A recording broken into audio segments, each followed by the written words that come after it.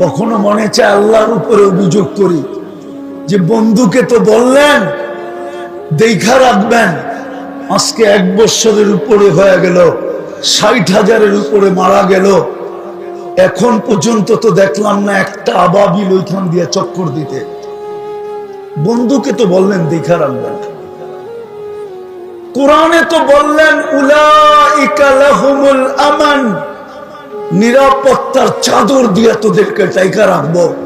আজ তো যেদিকে তাকাই ওই হাদিস সত্য হইতে চলল যে একদিন আসবে তোমাদের সংখ্যার অভাব হবে না, তোমরা সংখ্যায় অনেক হবে, কিন্তু চতুর্দিক থেকে মানুষ তোমাদেরকে খাওয়ার জন্য এরকম ভাঙ্গা পড়বে যেরকম সুস্বাদু খাওয়ার জন্য মানুষ ভাঙ্গা পড়ে। আজ তো দেখতেছি এরকম। কেন? এই জন্যই আমার কথা শুরুটা ছিল